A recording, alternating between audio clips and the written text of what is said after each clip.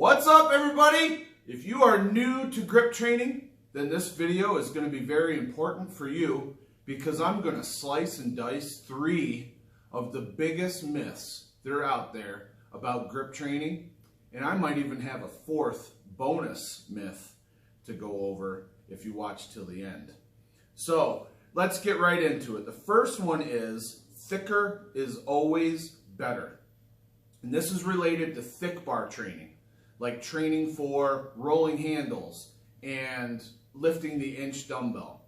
So what I hear people talking about all the time is that, let's say they want to lift the inch dumbbell, which is a 2 3/8 handle. They're going to train on something like a 3 or even a 4-inch gripping handle in order to get even better grip strength gains and get stronger for lifting the inch dumbbell. This is a 100% and total complete falsehood. Grip does not work that way. In fact, grip is very specific. It's specific to the angle of the joints. I call it angular specificity. And if you get too far away from the angles that your hand is in on the feet you want to perform, you will not produce any noticeable gains for that thickness. So if you're currently training for the inch dumbbell by using something like a 3-inch handle or a 4-inch handle, you're really not making good use of your time at all. Another thing that you have to understand is that the thicker a handle gets, it actually changes the discipline from thick bar support, where the fingers are doing the brunt of the load, to pinching, where the fingers have less of a role in your successful lifts and the thumb has even more.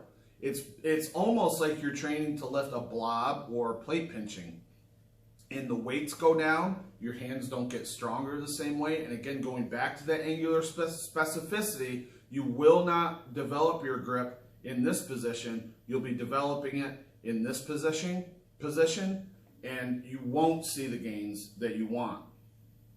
So if thick bar is your goal, and specifically lifting the Thomas inch dumbbell, then what I encourage you to do is leave a comment below. Just write inch in the comments. I'll get you a free report that I wrote called How to Lift the Inch Without the Inch.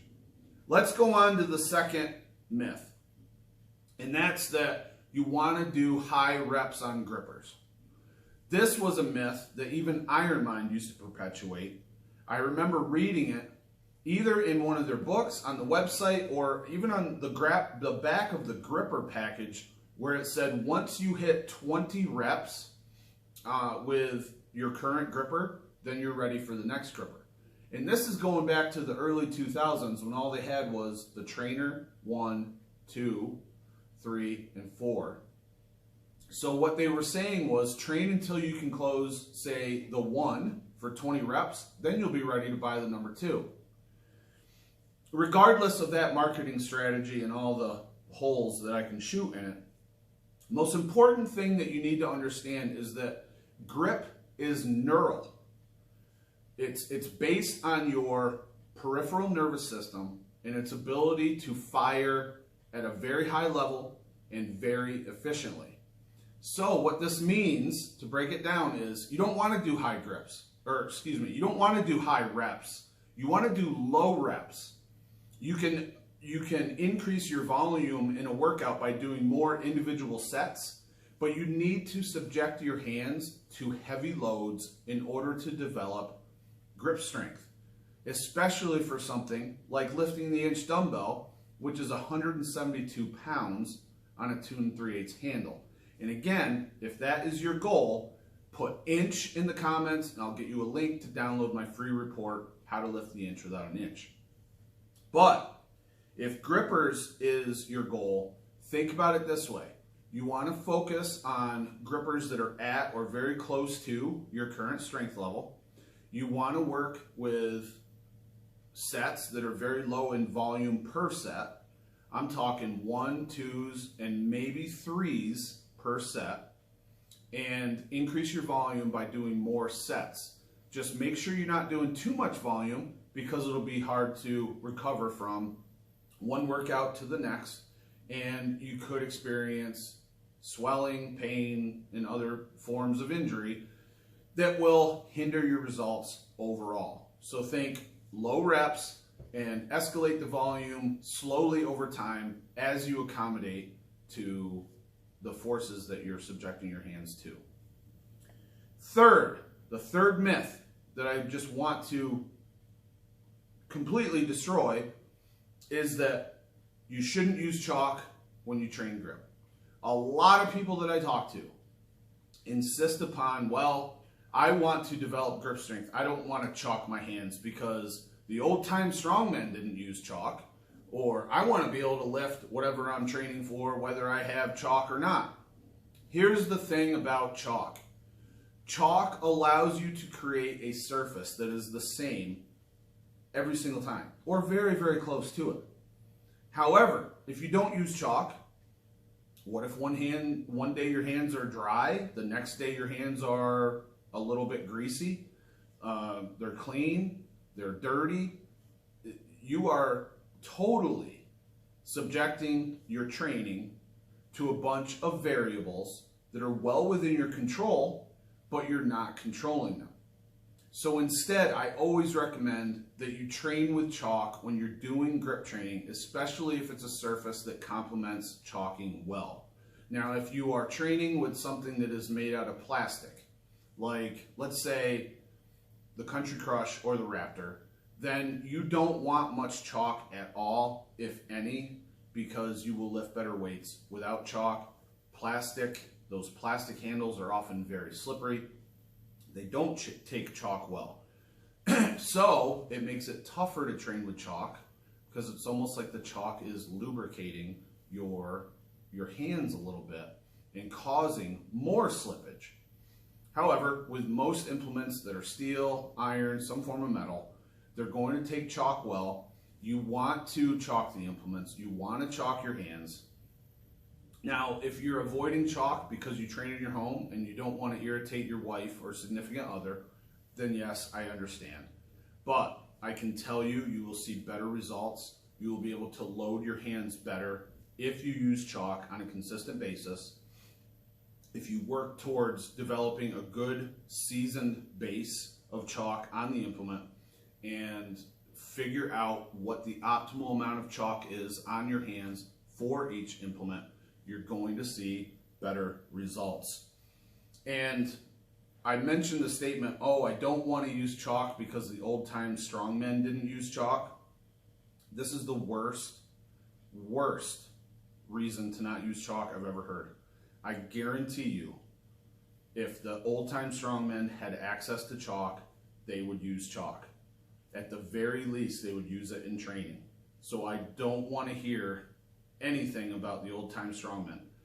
The subject of the thumbnail for this video was Thomas Inch. He's been proven to be a liar, essentially. An article that came out in the early 2000s showed that his original dumbbell, the one that Thomas Inch used in the 172-pound category, because he had multiples, it actually had a hole in the handle.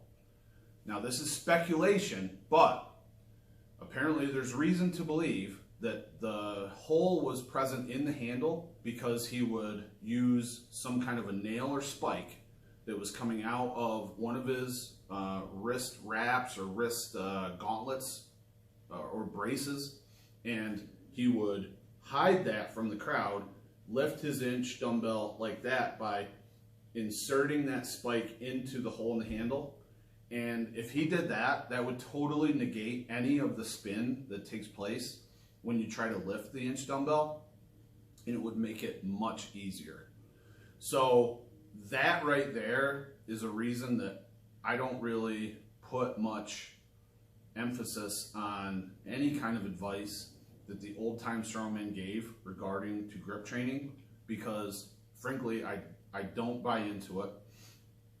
I don't see how it's possible that people of that era were as strong as they claimed.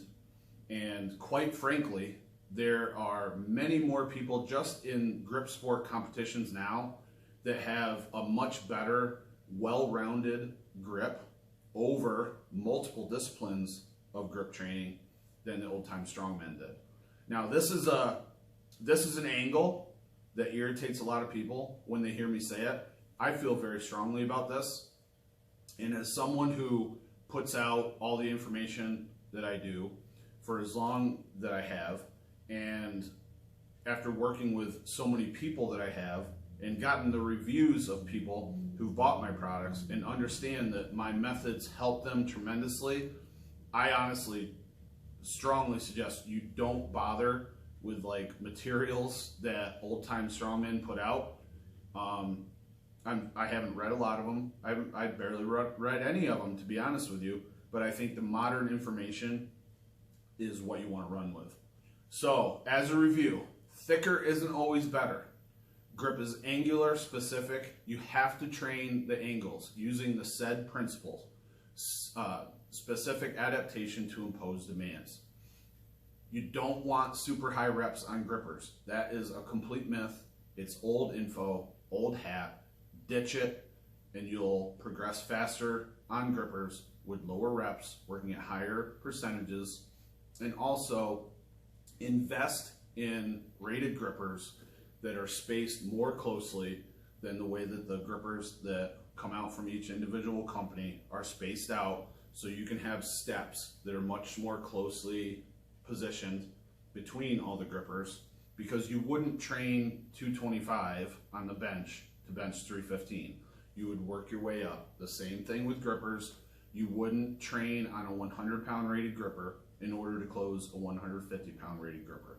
You would want to work your way up in steps. And then finally, do not think that chalk is something bad or that it's cheating. It's not. It's something that levels the playing field for you and makes the surface of what you're training on almost exactly the same every single time.